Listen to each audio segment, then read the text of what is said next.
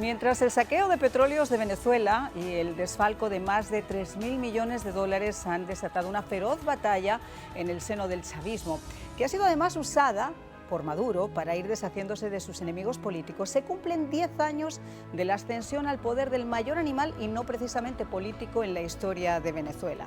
Tras el ascenso de Hugo Chávez a los cielos, o mejor dicho, el descenso a los infiernos. 10 años de una tormentosa dictadura cuestionada y aborrecida desde que llegó a Miraflores como resultado de unas elecciones fraudulentas el 14 de abril del año 2013, donde por un cuestionado punto sacó a Capriles de la jugada y que con mayor descaro aún quiso consolidar en su no reconocida reelección del 2018, considerada una farsa ante los ojos del mundo. 10 años de descalabros económicos, políticos y sociales, de un burro con ínfulas de presidente que de autobusero y sindicalista del metro de Caracas solo resultó listo para heredar los designios y alianzas de Chávez con el diablo castrista, que se convirtió en el padre putativo a cambio de petróleo cuando dejó de recibir la ayuda de Rusia, y por eso de que entre ellos anda el juego, pues abrazando el anticapitalismo con el socialismo bolivariano como montera. Y la innegable ayuda de la inteligencia cubana se anquilosó en el poder, convirtiéndose en la metástasis del cáncer de Cuba en todo el continente, sin ni siquiera haber podido demostrar su ilegitimidad de su presidencia, que quizá más que por el fraude electoral ni siquiera ha podido demostrar con una partida de nacimiento sobre si es venezolano o es colombiano. Un nefasto decenio en el que, mientras que su pueblo ha tenido que enfrentarse al hambre y a uno de los mayores éxodos de la historia contemporánea por la consolidación de su corrupta dictadura, el prócer de los penes y los peces no solo ha acumulado poder destruyendo las instituciones en las que se asienta un Estado de Derecho, sino también inseguridades, cargos criminales y una enorme fortuna, producto del saqueo de oro de su propio país y sus nexos con el narcotráfico. Una especie de caballo de Atila en versión podenco, por el que la justicia de Estados Unidos le ha puesto el cascabel de una de las personas más buscadas, con 15 millones de dólares como precio a su cabeza. Y en este oscuro contexto, donde a la pandilla bolivariana se le han ido sumando cuanto dictador zurdo ha ido floreciendo en el continente, y en el que la oposición venezolana quedó totalmente fragmentada, es que estos mismos opositores tienen ahora la oportunidad de engavetar sus egos y representar en las urnas al pueblo venezolano. Y aunque los aspirantes se enfrentan a una dura prueba de una carrera con grandes obstáculos para ser ese candidato unitario de la oposición y enfrentar a este farsante en el 2014, el pueblo no puede perder la fe en las instituciones. Bueno, pues como yo les decía, hoy se cumple ese fatídico decenio, y tenemos a dos invitados de excepción para hablar sobre lo que está aconteciendo en Venezuela en estos momentos. Está Saadi Villani, economista, consultor político, exalcalde de San Francisco Zulia. Muchísimas gracias por acompañarnos. Encantado de estar aquí.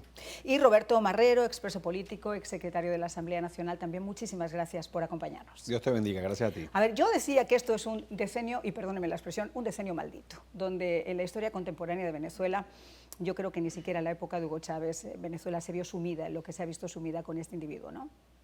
Bueno, la prueba es el exilio, cómo la gente se va, millones de venezolanos se fueron a partir de justamente la llegada de Maduro. El primer éxodo fuerte fue el 2014, y de ahí vino un éxodo muy fuerte en 2017, y de ahí en adelante Venezuela ha sido desangrando por sus fronteras y se van caminando, y llegan muchachos que salen de Venezuela, la campaña admirable al revés. En vez de salir a liberar, salen buscando oportunidades y se van caminando hasta Perú, hasta Chile. O sea, de verdad que es una tragedia grave la que vive Venezuela. Esta década, como tú bien dices, ha sido un desastre. Y vamos a hablar más adelante de la oposición, vamos a hablar también de esas posibilidades que ofrecen las urnas, pero a mí me gustaría centrarnos ahora un poquito en ese decenio de Maduro y sobre todo en la situación actual a la que se enfrenta ahora. Que decíamos que acumulaba, sí, fortunas, por supuesto, poder, sí, pero también mucho miedo e inseguridades que le han llevado, por ejemplo, a esta especie de purga política que tiene ahora desde lo que ha ocurrido con PDVSA y el desfalco de los 3.000 millones de dólares, que me decía Roberto que puede ser un poco más, ¿no?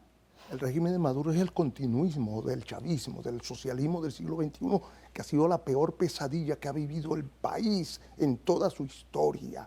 El socialismo es miseria, es pobreza, es destrucción.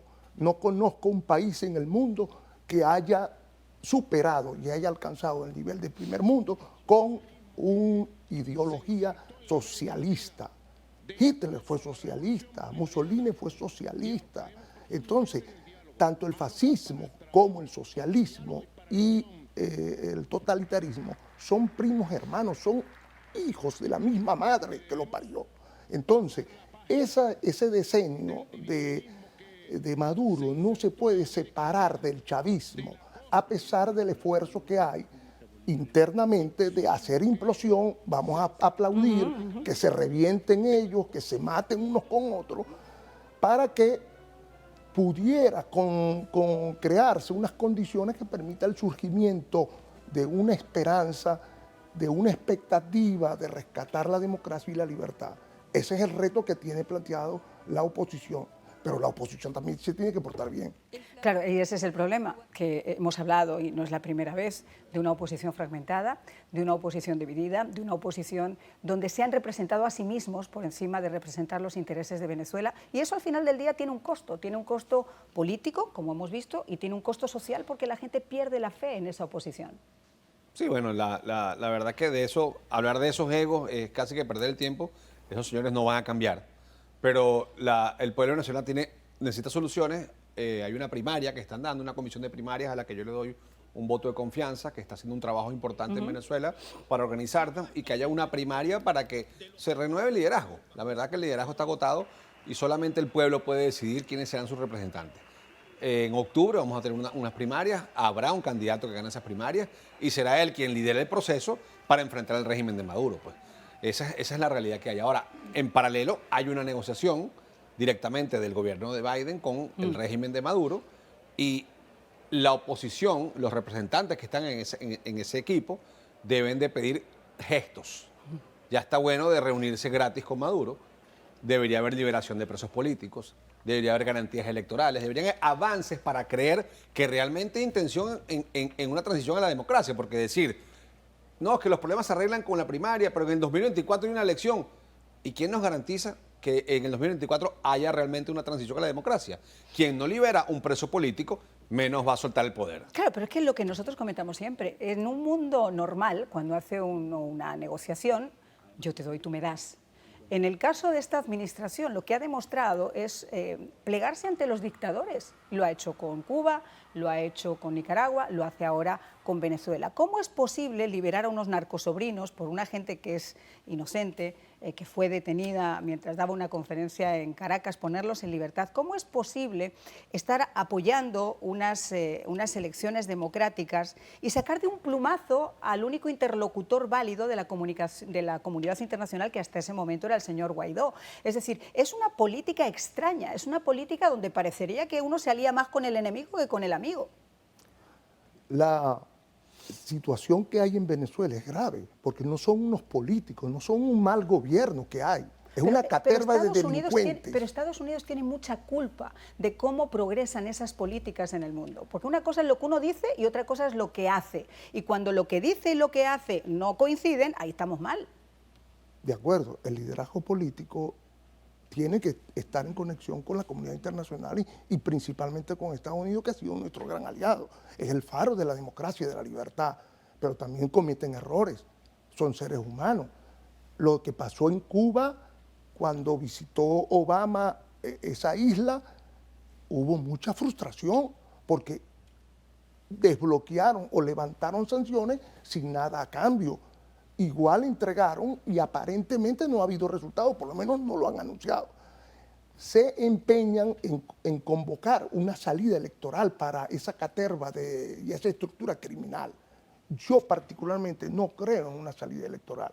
Sin embargo, tenemos que explorar, porque no nos podemos quedar solamente en el abstencionismo. Eso sí, como decía Roberto, tiene que haber algunas condiciones para que podamos participar. Entonces, yo estoy como animado porque veo que las primarias pudieran ser una herramienta que rescate al pueblo de la frustración, de la decepción que ocasionó el fracaso del régimen interino, que la solución no era decapitar o defenestrar a Guaidó. Esos carajos se equivocaron. Por supuesto, en vez de defenestrar a Maduro, le quitaron la cabeza a Guaidó. Es una Por eso en las autoflagelación.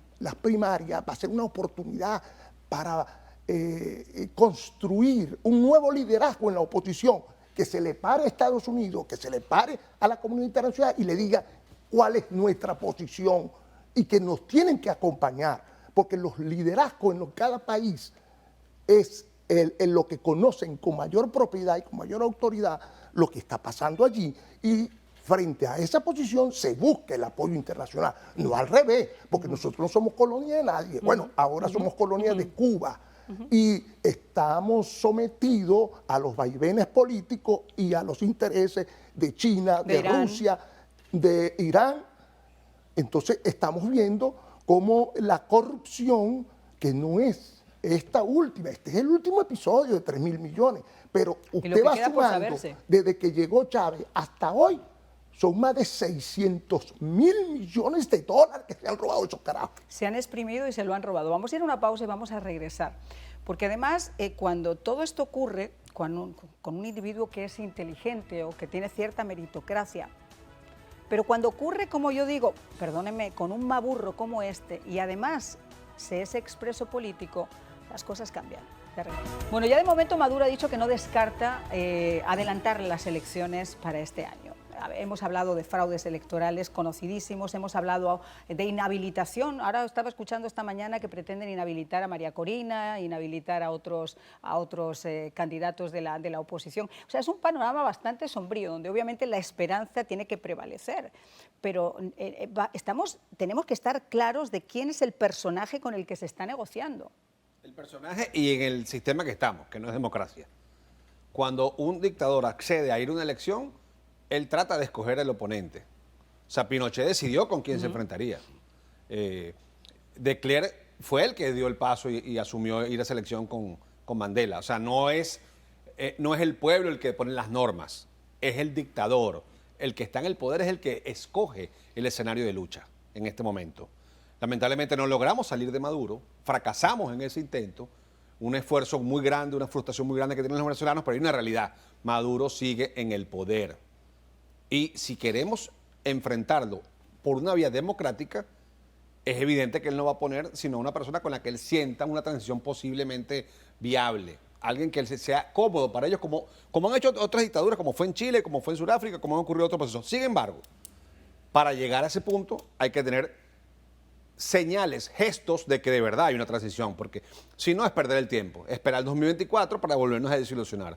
Hay que liberar presos políticos hoy. Señores, el juez Maximino Sánchez, José Maximino Sánchez, que ese señor era el juez de Roland Carreño, el juez del caso Gedeón, el juez de los casos políticos, está preso, dice la propia policía de Maduro que lo metió preso por corrupción. Bueno, si eso es así, todos esos señores tienen que estar en libertad, porque un juez que demostró, y hay declaraciones de sus propios compañeros, de sus propios, ¿cómo se llama?, compañeros de delito. Ajá. Cómplices, gracias. Si sus propios cómplices declaran que él recibió sobornos y que él cobraba por liberar o por encarcelar personas, deberían liberar a todos los que estuvieron en causas implicados él, porque él era el juez de los casos políticos del régimen de Maduro. En los últimos 2 años era ese señor José Maximino Sánchez, y hoy está preso. ¿Qué te quiere decir eso? Que el sistema judicial no sirve y que esos señores tienen que estar en libertad porque son inocentes, enjuiciados injustamente por un juez político, politizado. Entonces, bueno, liberen a esas personas, devuelvan los partidos, cesen las inhabilitaciones. Entonces sí puede ser que creamos que hay una posibilidad de un cambio democrático en Venezuela en el 2024. Pero mientras tanto, quitar las sanciones de gratis, sin que hayan avances y gestos por la dictadura, pues no tiene sentido. Yo creo que bastantes avances y bastantes gestos ha dado un gobierno como este, al cual muy especialmente y muy personalmente yo culpo también de lo que está ocurriendo en Venezuela. Porque tú no puedes a una persona que está siendo buscada por las agencias federales de este país con 15 millones de dólares sobre su cabeza, un criminal, un tipo que está identificado con el narcotráfico en la Corte Penal Internacional por crímenes de lesa humanidad, tú no lo puedes utilizar como un interlocutor válido. Mientras tienes al interlocutor válido, al que se le ha dado precisamente esa posición a un lado, porque le estás haciendo... Yo creo que parte de lo que ha ocurrido con Guaidó ha sido propiciado por ese bofetón con guante blanco que le dio esta administración. Mira, hay una situación que tenemos que ponerle nombre y apellido. Lo que está pasando en Venezuela no es por culpa de las sanciones, ni porque Biden no está apoyando No, claro que no. profundamente la causa de libertad.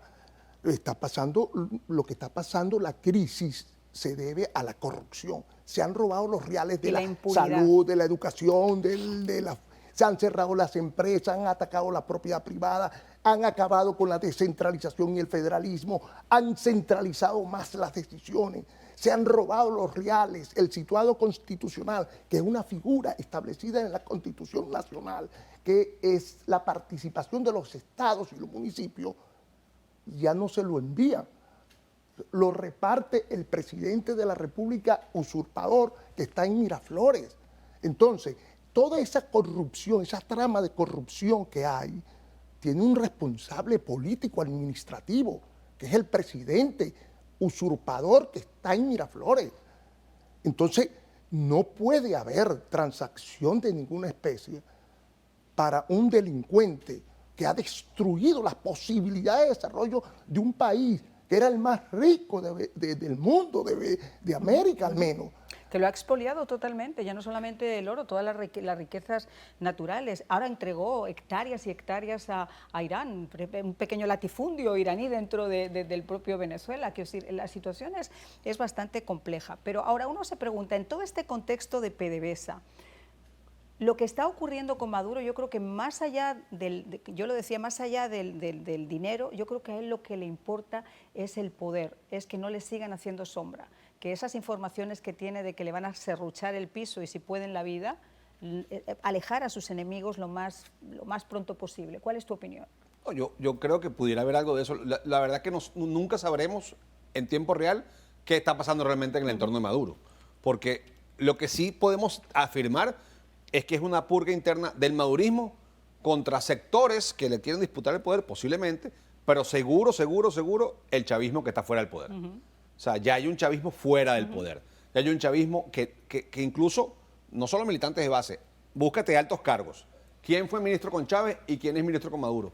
Creo que el único ministro que fue ministro con Chávez y es ministro con Maduro es el propio Maduro.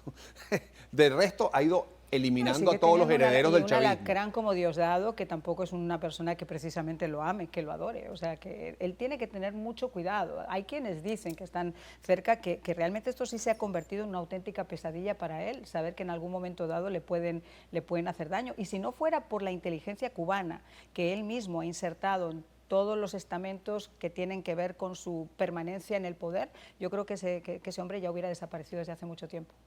Sin duda, pero no le quitemos la carga a Chávez, que fue el que lo llevó al poder, a la conchupancia de la región, donde no se preocupaban, ya lo estamos pagando, vemos en toda América Latina, la izquierda extendida por el Foro de Sao Paulo, por no tomar correctivos a tiempo, porque el problema de la democracia es global. La amenaza con la que nos enfrentamos es global, es más grande, es bastante más grande que solamente Venezuela, sí, claro, y es bastante más grande que un partido en particular. El Foro de Sao Paulo tiene tentáculos en todas partes del mundo. Y ahora el Grupo de Puebla, que es el nuevo, el que recoge todo lo que ocurrió en el grupo de Río. A mí lo que me preocupa de todo esto, vamos a hacer una pausa, pero lo que me preocupa es que mientras que nosotros estamos señalando todo esto que ocurre, América Latina se sigue tiñendo de rojo y la gente parecería que no tiene memoria reciente o memoria histórica. Sadi, estamos en nuestro tiempo de reflexiones. Obviamente este programa y tratar de hacer una especie de resumen de este decenio nos daría para 10 programas más, porque aquí hay que saltar hasta debajo de las piedras. Mira, la situación de verdad que es preocupante. Cerrar las empresas, las industrias, y entonces nos vienen con un cinismo, un caradurismo que se parece mucho al de Díaz-Canel, porque está protestando porque no le envían el petróleo de Venezuela o porque no le envían el petróleo o el combustible de Rusia. Es la expresión más chula de chulería que hay en el mundo, ¿no? Un régimen acostumbrado a la limosna y a la dádiva de otro país. Y sin embargo, nosotros estamos dependiendo de Cuba, de la geopolítica que manejan desde Cuba. Por eso la crisis que está viviendo el chavismo, madurismo en lo interno, pueden echarle agua, apagar esos fuegos y convenir. Pero no te olvides de que Maduro tiene su propia carpeta, Claro. su propio seguimiento, tiene su expediente, que se lo tienen guardadito. Y por eso ocurren esas complicidades y ese me tapo yo, tú me tapas a mí, y hay la negociación. Por ejemplo, acaban de agarrar, uno dice, pero bueno, ¿cómo es eso de que el diplomático venezolano, en comillas, Alex Saab, Sí, que es claro, colombiano, Pollo Carvajal, que Alex hemos Saab, pedido reiteradamente que mientras nos liberen a Alex Saab y nos lo envíen para Venezuela, no se va a negociar en México. Señor, y resulta que acaban de agarrar al señor este que está Pulido, que es el que le manejaba la mano derecha del señor Alex Saab. Entonces, uno ve qué pasa. O Porque- se están tapando o están viendo a ver dónde escondieron los recursos, o cómo recuperan lo robado, o cómo negocian el silencio. Entonces, allí es donde la oposición no puede cantar victoria.